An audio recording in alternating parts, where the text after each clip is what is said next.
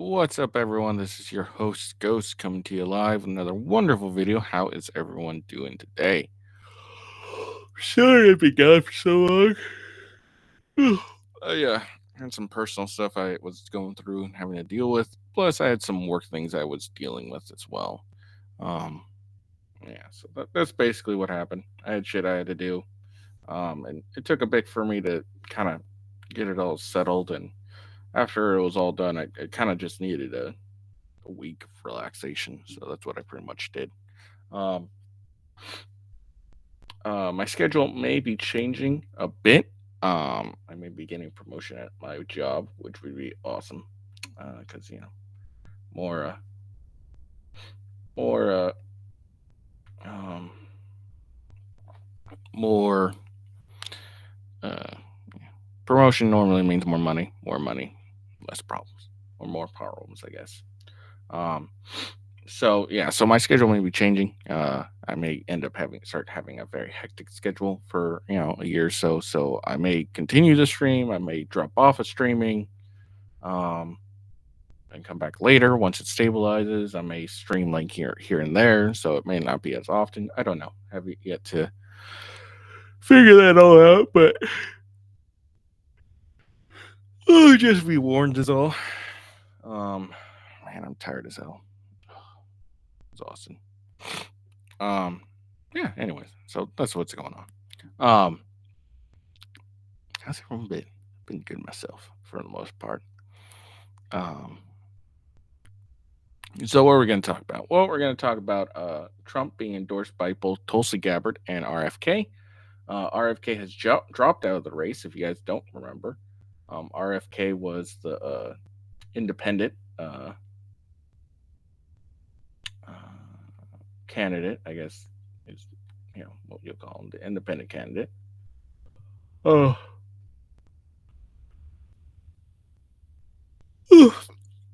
And so he has officially dropped out of the presidential race. So now we're only having Republican and Democrat running for president. Um, I think it's the first that I can remember in a while. I don't remember last time when you know an independent wasn't running and continuing to stubbornly run, even though can't think of a single independent that's won a presidential. But I don't know the presidential history that well, so who knows? Maybe there is one. If you guys don't remember, Tulsi Gabbard is the woman who single handedly ended Kamala's 2020 presidential run, um, completely obliterated her. So bad that she pretty much dropped out of the race not long after, and her poll numbers severely dipped. She is now endorsing Trump as well. So we'll take a check out uh,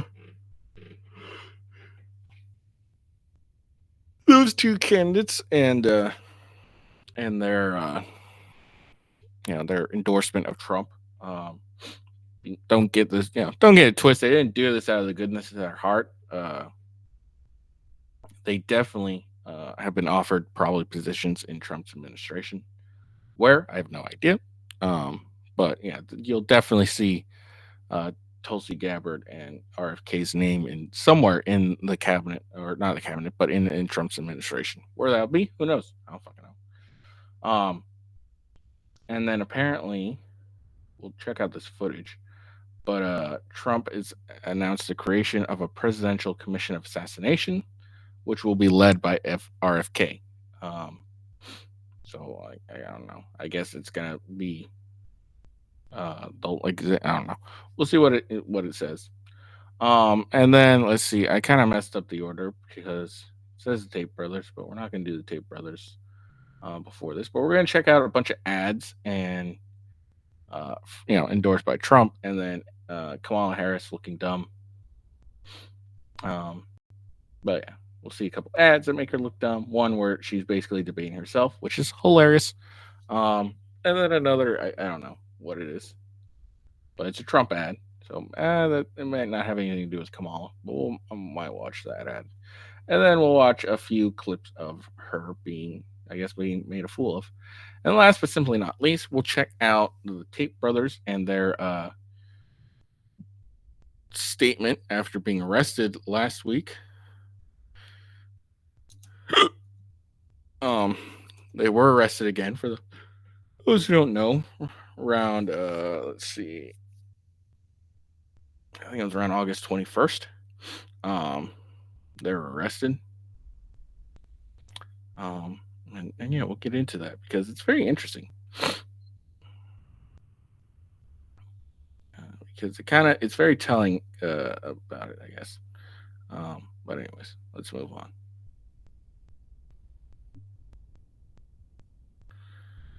Okay, so let's get to it. Like I said, this will probably be a very short video. Not only is it my first time back in a bit, but I'm also exhausted. I will be covering the debate. I believe it is September 10th, if I remember correctly. So that's a Tuesday. So I'll be covering it. Whether I'll be covering it live or the day after, no idea yet. Let's see.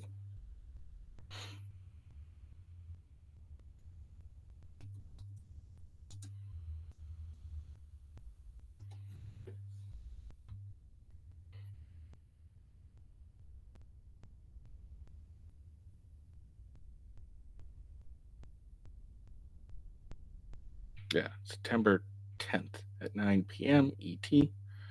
Will be hosted by ABC. All right, let's get to it. Like I said, this will be a very short video. It'll take however long it'll take for me to get through this crap. All right, so this is RFK. I guess this is him. I don't know, maybe dropping out of the race and throwing his support behind Trump. I don't know what this ad is. Let's listen to it. Let's see what he has to say. Three great causes drove me to enter this race in the first place, primarily. And these are the principal causes that persuaded me to leave the Democratic Party and run as an independent. And now to throw my support to President Trump. The causes were free speech, the war in Ukraine, and the war on our children. We were the party of labor, of the working class. The Democrats were the party of government transparency and the champion of the environment. Our party was the bulwark against big money interests and corporate power. True to its name, it was the party of democracy. As you know, I left that party in October because it had departed so dramatically from the core values that I grew up with. It had become the party of war, censorship, corruption, big pharma, big tech, big ag, and big money. When it abandoned democracy by canceling the primary to conceal the cognitive decline of the sitting president. Okay. Okay. So yeah, he's throwing his support behind Trump, and then he's basically, ripped the Democratic Party to shreds. It's good to see. I fucking hate his voice so much. There's no way RFK will be president, no matter how good his policies are. He just sounds weak.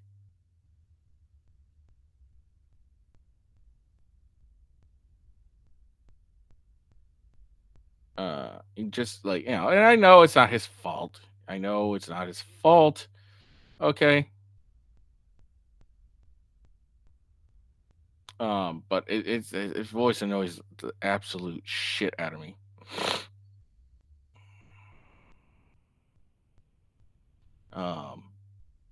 So it's hard to listen to him talk at all. But he has dropped out of the race, I guess, and has thrown his support behind Trump, so he will be in the Trump administration more than likely. I'd be surprised if he did this and didn't say, hey, I'll do this as long as you put me into your administration. I'll be shocked if that doesn't happen. Because that's how this normally goes. They drop out, but only if you agree to putting them in your administration. All right. So this is Tulsi Gabbard. She came out apparently through this is during National Guard Association thing, I guess. And Tulsi Gabbard came out. So let's listen to it.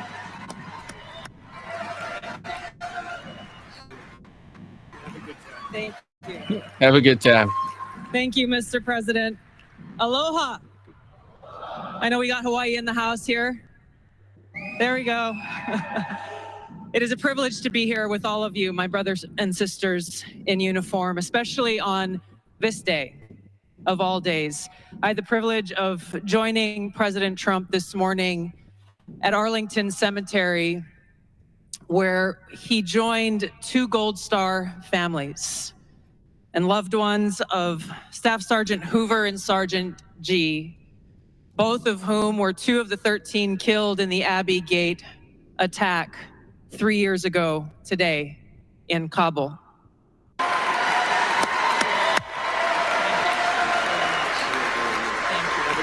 Thank you. Thank you, Mr. President. Aloha. I know we got Hawaii in the house here.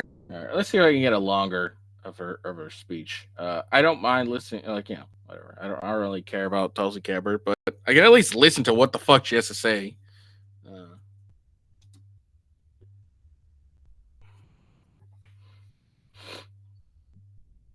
Okay, here we go. This is a better one, clearly. You, my brothers and sisters in uniform, especially on this day of all days.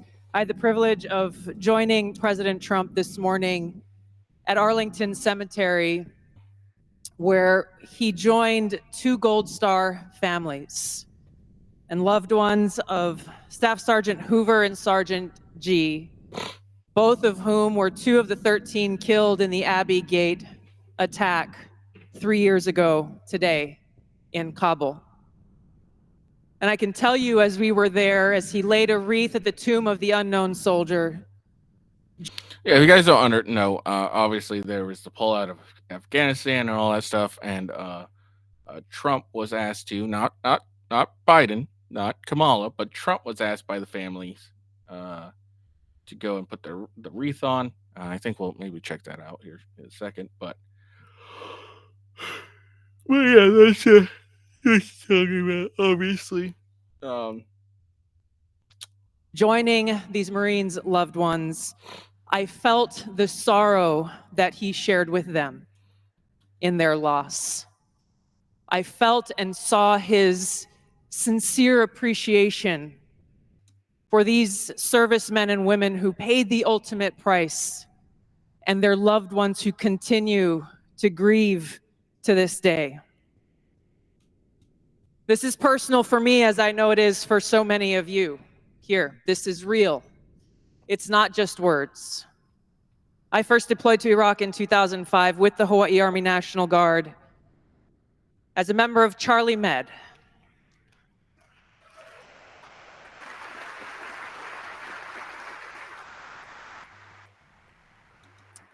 As those of you who were deployed during that time know, it was the height of the war, and sadly, we took many casualties. And every day we were confronted with that high human cost of war and that sadness as we boarded the plane when we left, that we were leaving some of our brothers and sisters behind, only to lose others when we got home to suicide. So I mean what I say when I share with you that I know that President Trump understands the grave responsibility that a president and commander-in-chief bears for every single one of our lives. Whether you're a soldier, you're an airman, a Marine, sailor, or a coastie, he keeps us in his heart in the decisions that he makes. We saw this through his first term in the presidency, when he not only didn't start any new wars, he took action to de-escalate and prevent wars. He exercised the courage that we expect from our commander-in-chief in exhausting all measures of diplomacy, having the courage to meet with adversaries, dictators, allies, and partners alike in the pursuit of peace, seeing war as a last resort. The truth is, as we head towards our decision as a country in November, the same cannot be said about Kamala Harris. In fact, the opposite is true, and we're living through this reality today as this administration has us facing multiple wars on multiple fronts. Watch list. My wife, God bless her, made me a giant thing of coffee instead of my regular small one, which is funny. It's okay. I love her. As those of you who were deployed during that time know, of Charlie Med. Okay, sorry, we're gonna have to listen back because I accidentally skipped forward.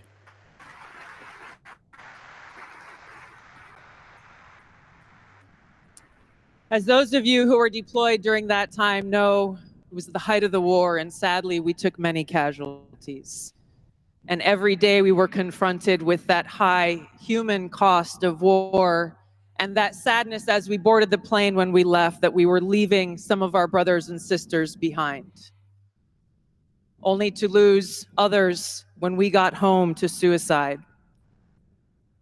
So I mean what I say when I share with you that I know that President Trump understands the grave responsibility that a president and commander-in-chief bears for every single one of our lives. Whether you're a soldier, you're an airman, a Marine, sailor, or a coastie, he keeps us in his heart and decisions that he makes. We saw this through his first term in the presidency, when he not only didn't start any new wars, he took action to de-escalate and prevent wars.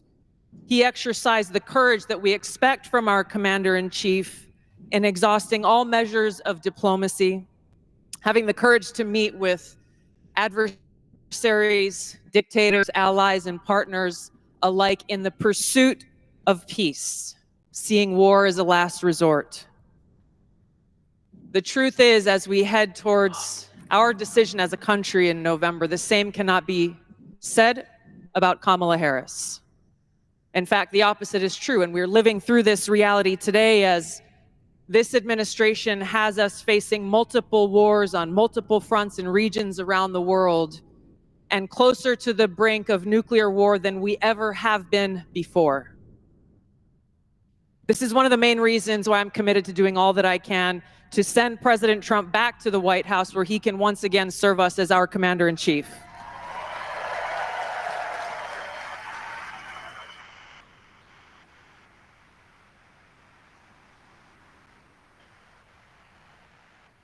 Because I am confident that his first task will be to do the work to walk us back from the brink of war. We cannot be prosperous unless we are at peace. And we can't live free as long as we have a government that is retaliating against its political opponents and undermining our civil liberties, weaponizing our very institutions against those they deem as a threat. Kamala Harris has done this over the last 3.5 years. She won't hesitate to continue that if she is elected as president. President Trump has been their first and foremost target in this because they don't want us as voters to even have the option to vote for him. I've been their most recent target, added to a secret domestic terror watch list after exposing the truth about what kind of dangers we would face if Kamala Harris is elected as president. We as Americans must stand together to reject this anti-freedom culture of political retaliation and abuse of power. We can't allow our country to be destroyed by politicians who will put their own power ahead of the interests of the American people, our freedom, and our future.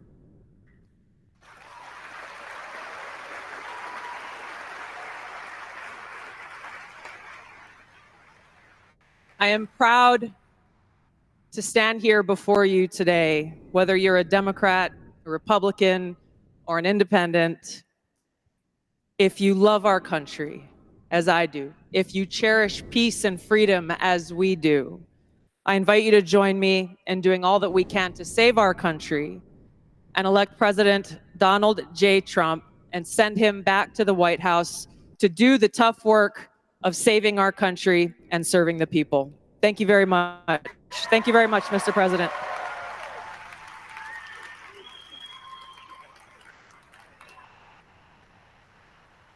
Oh, there we go.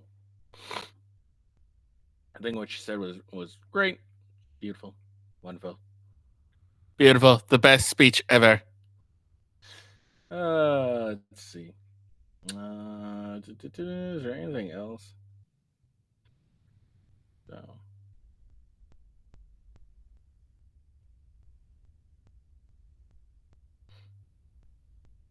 Okay, can't really see.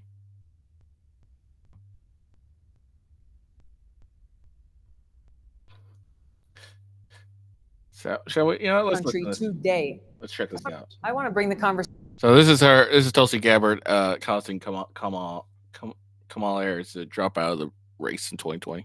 Back to the broken criminal justice system that is disproportionately negatively impacting Black and brown people all across this country today. Now, Senator Harris says she's proud of her record as a prosecutor and that she'll be a prosecutor president, but I'm deeply concerned about this record. There are too many examples to cite, but she put over 1,500 people in jail for marijuana violations and then laughed about it when she was asked if she ever smoked marijuana. She blocked evidence. She blocked evidence that would have freed an innocent man from death row until the courts forced her to do so. She kept people in prison beyond their sentences to use them as cheap labor for the state of California. And she fought to keep cash bail system in place that impacts poor people in the worst kind of way. Thank you, Congresswoman. Senator Harris. I want to bring the... So there we go. Once again, yeah, I like playing that here and there. But yeah, so... Trump has now have the endorsement of RFK Jr. He's backing him fully.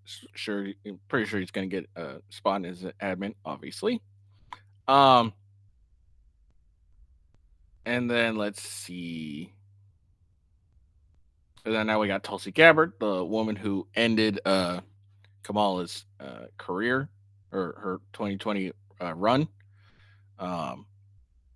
So we'll see. We'll see what happens. Well, let's give Trump a boost. I don't know. I think we'll really see how things go once we have the actual debate between Trump and Kamala. I don't think it's going to go well for Kamala.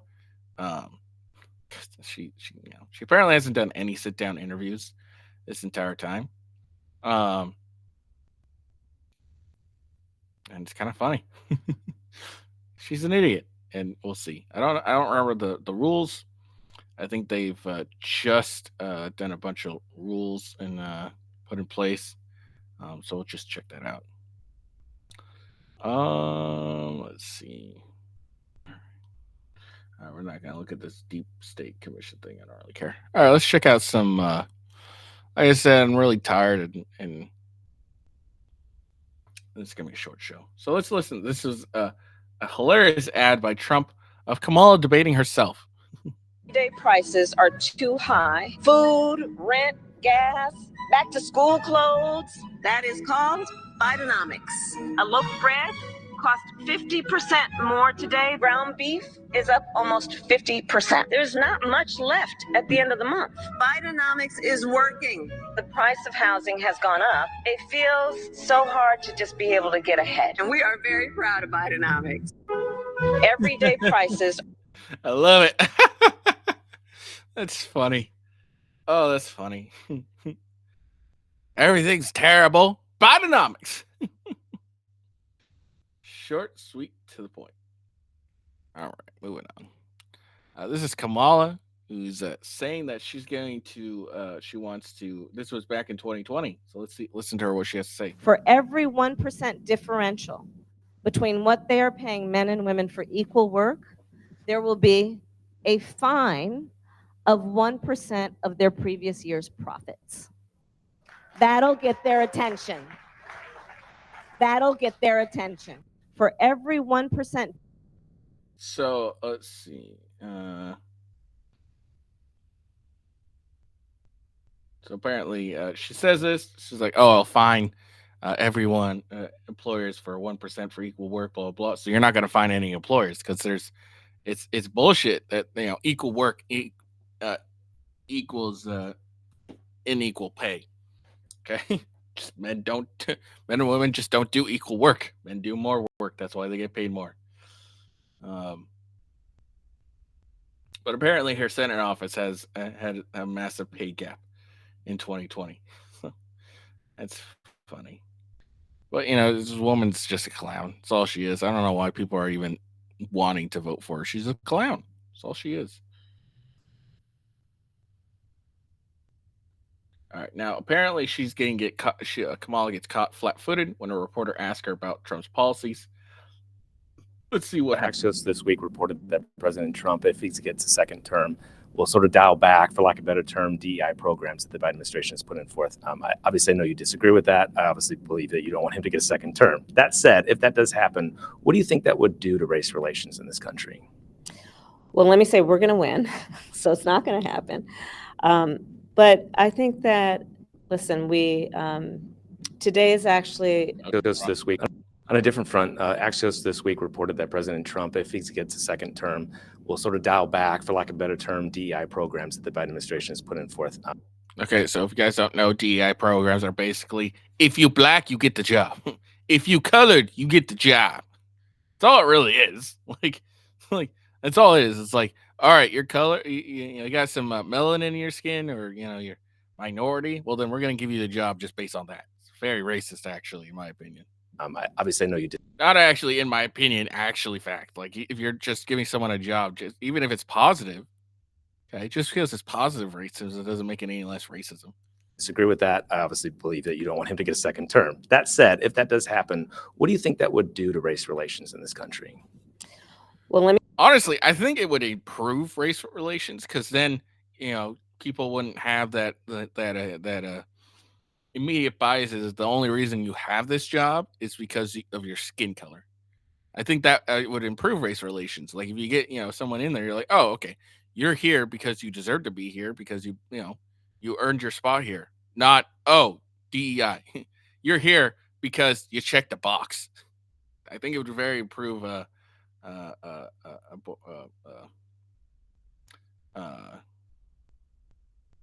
race relations. Let me say we're going to win, so it's not going to happen. But I think that, listen, today is actually, I believe, an anniversary in terms of Dr. King, right? And I was just in Selma, and we acknowledged the 59th anniversary of Bloody Sunday. I think it's really important that we as Americans always embrace our history. The parts that we're the fuck has this to do with DEI? Okay, what the fuck? All right, let's proud of, and the parts that we're not proud of, but that we can't forget.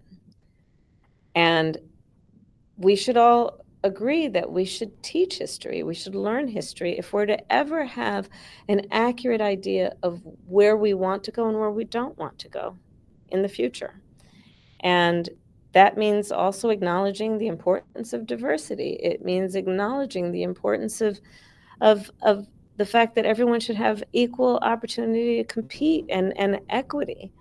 And then, of course, whoa, hold on. I agree with equal opportunity. Everyone should have an equal opportunity. But why does it have to be equity? Okay. Why does it have to be equitable? Why can't you just have an equal opportunity? If you get it, you get it. If you don't, you don't. Sucks to be you. But equity, come on. Of course, inclusion. That hey, let's look around the room and see who's not here. Why should I? Okay, why the fuck would I care about? First off, the first 3/4 of this was just her rambling nonsense. Let's be honest. Like, that was just rambling nonsense for most of it. Then she finally got to it, and it was, oh, look around, look. Let me finish before I guess. And did we leave the door open? Oh, okay, that's all. Look around. Like, why the fuck would I care the color of an individual's skin? I'd rather, I don't know, give two shits about whether they actually can do the goddamn fucking job. But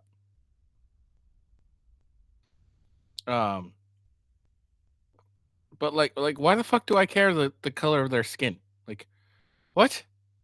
I don't care. I don't care if you're black, brown, Mexican, Puerto Rican.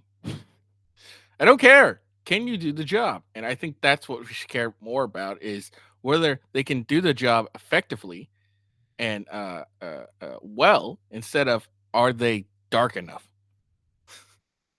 DEI is the greatest joke that's ever been played on minorities in this country. Like, they only value you because of your skin color, not because of your actual achievements. And it's hilarious that people fall for that. Like, I think we should care more about the merit of these people, whether they actually earn their right to be there, or if they're just more than they're colored enough that we should allow them to be there. It doesn't make any sense to me. I don't care if you're black. I don't care if you're Hispanic. I don't care if you're Muslim. I don't care. Can you do the job correctly and effectively and better than the people you were competing against to get the job? If you can, great. That's all I care about. I think that's how the majority of Americans give a shit. Like, I can't think of anyone who's like, well, I just really care that they're white and they do the job. I think most Americans care about, can they do the job? All right, then that's all that matters to me. Fucking hate DEI.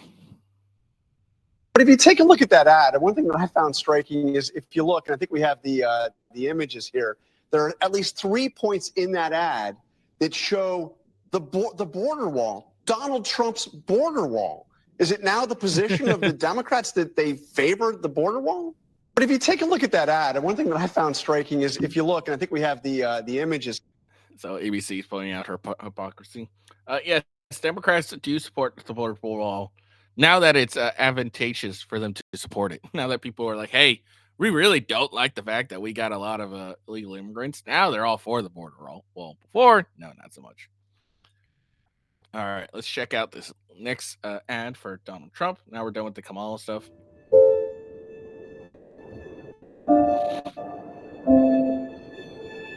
I'm Jim McCollum. I'm the father of Marine Lance Corporal Riley James McCollum, and I'm here to speak for him. My name's Alicia Lopez. I'm Herman Lopez, and we're the parents of our son, Hunter Lopez, a U.S. Marine stationed in Camp Pendleton, San Diego, California, who passed away on August 26, 2021 in Kabul, Afghanistan. My name is Abby Sanchez, and I am the voice for my brother, Corporal Humberto Sanchez. My name is Coro Bracino, and I am Corporal Humberto Sanchez's mother. My name is Stephen Nakui. I'm here for my son, Kareem Nakui. I'm here today to give my son a voice.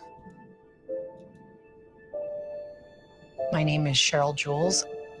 I am Sergeant Nicole G's aunt. She was a U.S. Marine that was killed in the Kabul, Afghanistan withdrawal. My name is Christy Shamblin, and I'm here for Sergeant Nicole G, United States Marine, who was killed in the Afghanistan exit. My name is Kelly Barnett. I'm here to give a voice to my son, my best friend, Staff Sergeant Taylor Hoover. And my name's Darren Hoover, and I'm here to give voice as well for our son, Staff Sergeant Taylor Hoover. When we started hearing that the Taliban was moving in, that there wasn't more military being deployed, and that they had decided that the Taliban was our security, that was when I became terrified. They were just kind of left there, hung out to dry. For you from Afghanistan, where there are significant casualties, including some Americans from a suicide I was at work attack outside the country. and heard about it. Instantly had that just chill go through me, and I started sending messages. I'm talking to people. I'm calling his girlfriend. I'm saying, well, have you heard from him? I'm calling his sisters. Have you heard from him? You know, we're texting. We're saying, please, just send us a text. Just whatever. Just let us know that you're okay. When all the explosions went off, I had messaged her and I said, hey, I know you can't say anything, but, just an emoji, just a bubble.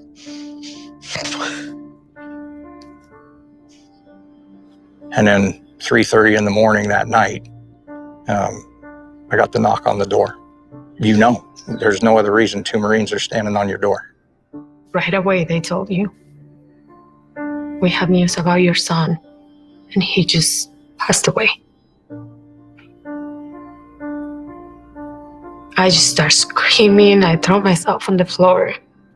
I pull up the street and I see a white van. And once I saw them, I knew.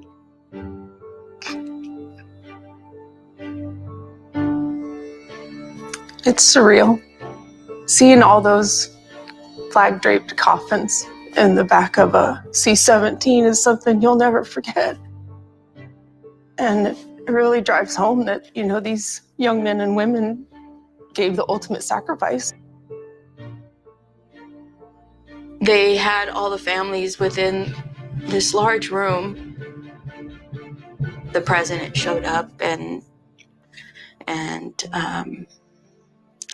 that was, it wasn't what I was expecting.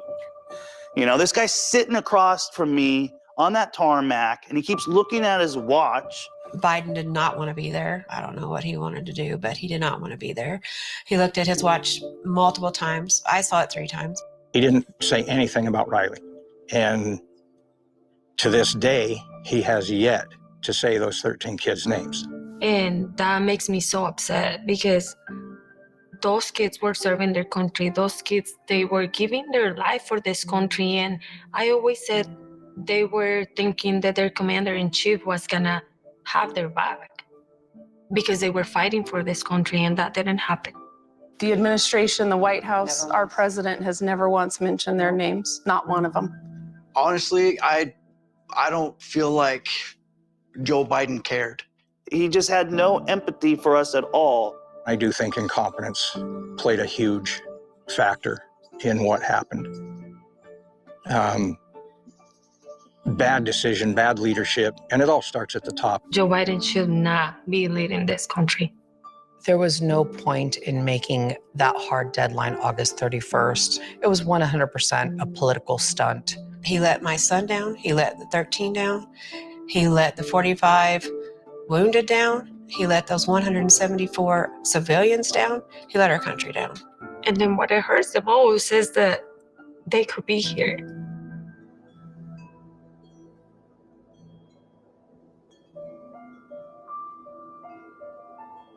We fully understand we can't bring back our kids, but there are thousands and thousands more out there that are going to come home the same way if something doesn't change.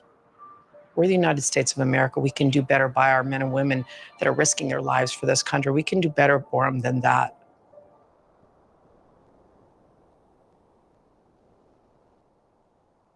To this day, Joe Biden and Kamala Harris have never mentioned these fallen soldiers' names. President Trump will never forget them.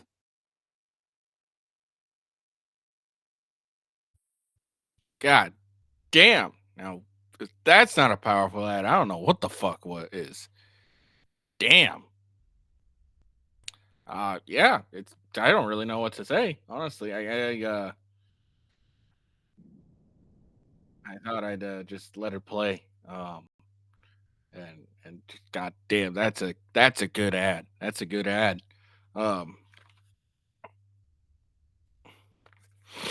It really helps that they can, how spectacularly the Biden administration failed, that they can just point at the record. Simple as that. They don't have to play these games, make up lies or anything. They just gotta simply point at Biden's record. And it's a very strong ad, I gotta say.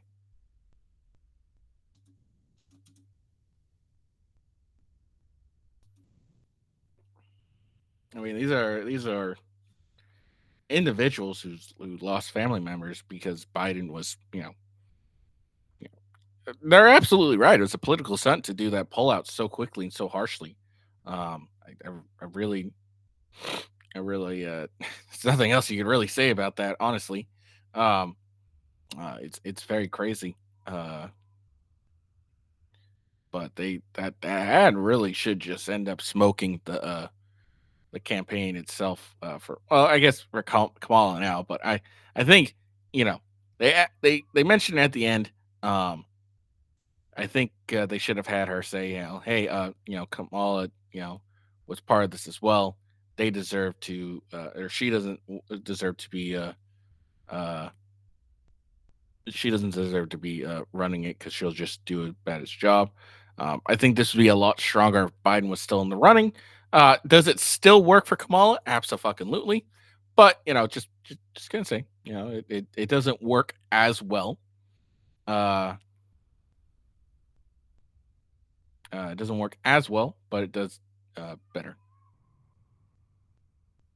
Or sorry, doesn't do as well, but it's still a good ad against Kamala. As here's the thing with Kamala as being vice president.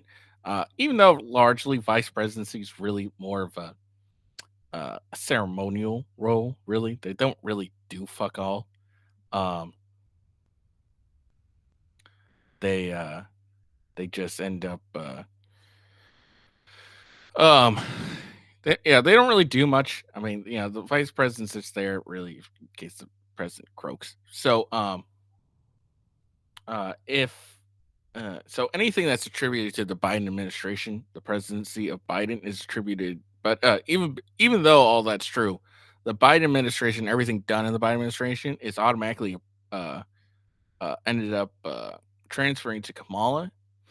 That's why if you have a really bad presidency and your vice president runs, odds are they're not going to get elected, because you're viewed as part of the a part of the administration, part of the person that actually is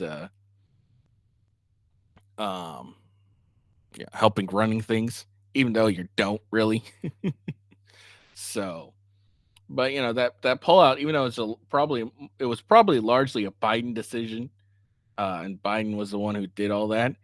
It gets attributed to Kamala now that she's running for president. So it works just as well, or just as good in my opinion. But it would have worked better if Biden was still running. That's just what I think. That I took a long way to say that. Sorry, I'm a moron. All right. So moving on, we're gonna check out the Tate brothers. So like I said, they're arrested August 21st, I think it was. And then they were released the next day, August 22nd, which kind of tells you how strong their case really it was. Like the charges really was. Because let's just think about this, okay? Was it 2 years ago or whatever? They were arrested and held for trafficking charges, human trafficking charges. So they were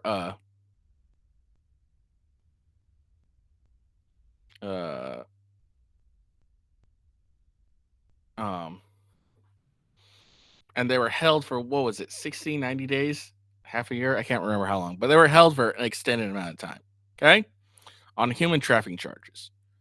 And then they were, shortly released not long after and put on house arrest. And then they finally got that house arrest moved. Okay. And then they get charged with this. Okay. The charge was child trafficking. I think it was. I think it was child trafficking. Now I don't remember.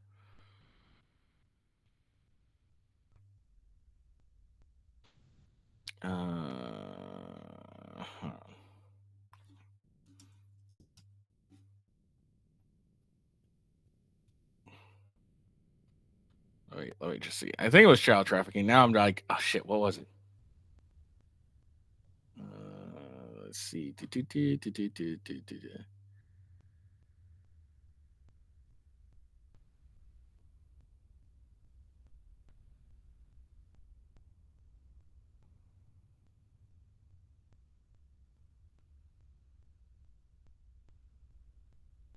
Hold on.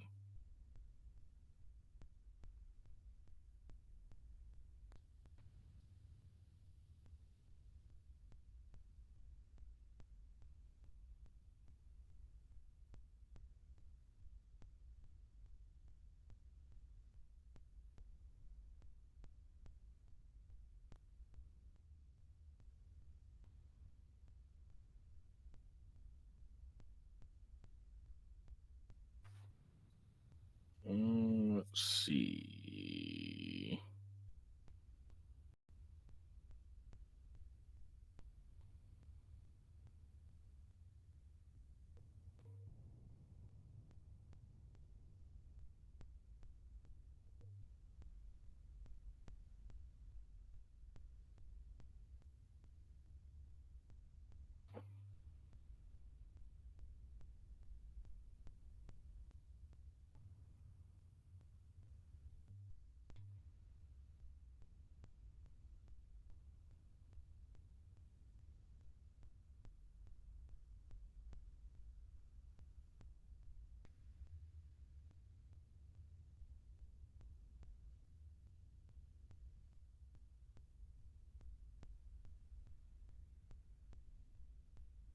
I just want to look at the fucking charge. Let's see.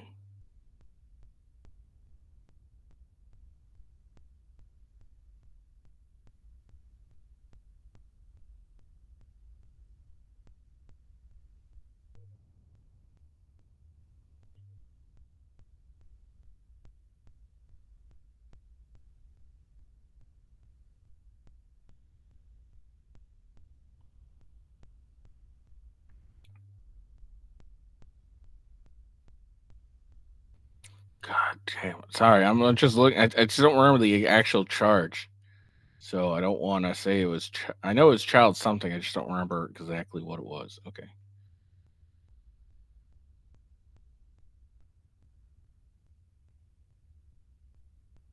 Oh my God.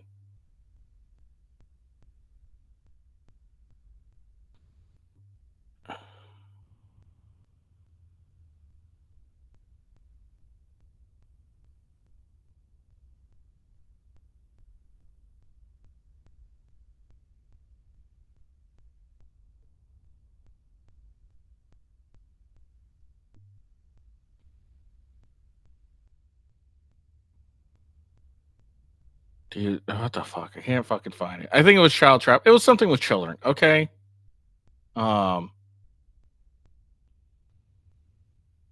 Okay, yeah, it's trafficking involving a minor. So that was basically it. There we go. Fucking hell. Jesus Christ. I was looking through Tate News. This dude tweets like a motherfucker. It's ridiculous. Anyways, so they were hit with that charge. Okay. They were hit with that charge. And, unlike when they got the original trafficking charges, there was apparently so little evidence that they were released the next day. Then they walked out of court. And this is what Tate had to say, and you can kind of tell that this one really gets his goat. Listen to me. I moved to Romania 10 years ago, and I found an amazing country full of beautiful people. And I told the whole world about Romania. If you mention the name Romania anywhere in the world, they'll say, Andrew Tate lives there, Andrew Tate lives there. I've done nothing but promote this country. I've done nothing but say fantastic things about Romania endlessly. And when I did this, people would say to me, if Romania is so nice, if it's so safe, if it's so beautiful, why has it got such a bad reputation? And I said, well, there's probably a few bad actors, a few bad people who destroyed the entire reputation. Like the few fools at DCOT who just came along and told us that the mothers of our children are somehow human trafficked.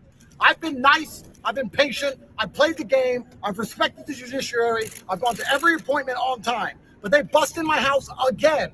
And now have come along saying there's 35 victims. You know, all 30 of those girls, 30 of them have statements in our defense. 30 saying we've done absolutely nothing wrong. Two more are the mothers of our children. And 2 more have never even been to Romania. Have never even been here. They just found random girls we knew in other countries and made them sign pieces of paper. This is a setup. It's absolutely disgusting. Fair play to that judge who saw through the bullshit and let us free. Okay. And also, one more thing. The media is complicit. All of you are. When they first threw us in fucking jail, when they first put us in there, you're all running around saying human trafficker. None of you said, where's the evidence? Where's the proof? Where's the pictures? Where's the videos? None. 3 years later, they do the same fucking bullshit. And you're all sitting there going, human trafficking. I'm not a human trafficker, clearly. If you human traffic someone, there is evidence. This is a setup. It's a stitch up. The 3 prosecutors at DCOT in my house, I said, why are you here? There's no case. They said, there's a case if we make one.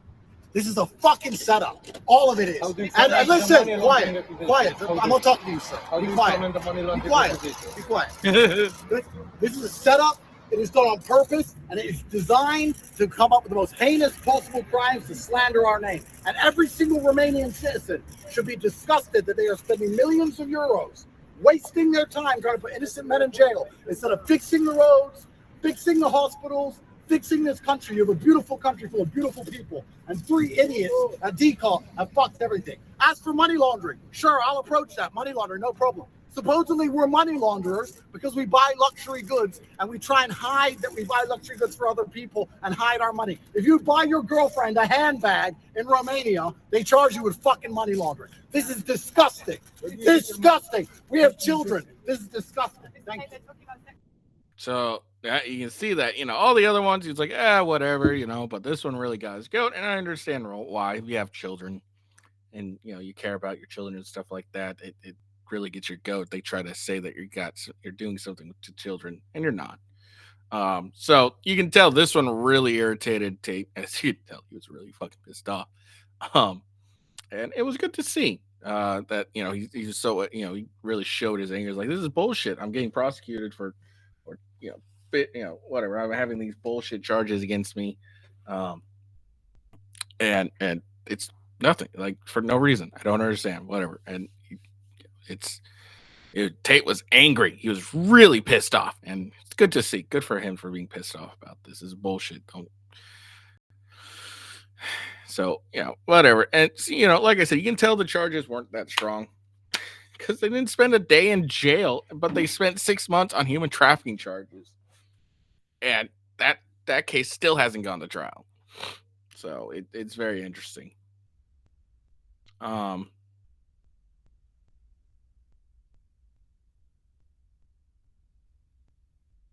So anyways, there we go. So we got Tate angry. That's great to see. So there we go. That's all I got for you today. I keep saying it's a short thing, and then I end up still doing an hour. So no big deal. Oh man, so I'm gonna probably go back and go to sleep. Because I'm exhausted, and I'm always exhausted. I'm tired. Let's see what else. Tomorrow, I am going to do. Looks like Legal Mindset did an update on the Arcata case, so we'll check that out. I don't know what he's going to say or anything, but because I haven't watched it, but we'll check out. I do know that Nick has gotten his children back, which I guess it's good. I guess, but so it's always good to have kids with their parents, unless unless we got some actual proof that they're actually doing something wrong with them. I've given the benefit of the doubt when it comes to the whole drug thing. It might have been proven as a false positive. I don't know for sure about that, but I don't know. But anyways, I'll go over the Nick case. Andrew Wilson was on last night with on Fresh and Fit, and they did a debate on communism. I'm not covering that, but I will be covering the him and Myron are going to be debating Jasmine's as far, and what the fuck is that other broad's name? I don't even fucking remember. I don't remember. But basically, it's the fake lawyer and the fake glasses chick. I cannot remember fake glasses' name for the life of me. And it's kind of driving me nuts now. And I'm kind of annoyed. I can't remember her fucking name. But anyways, whenever that happens, I'll cover that the following day. Is my tradition. So yeah, I hope you all guys enjoyed the video. I know it wasn't like the best. I'm getting back into the swing of things. I hope you have a good day. Peace out, and see you later.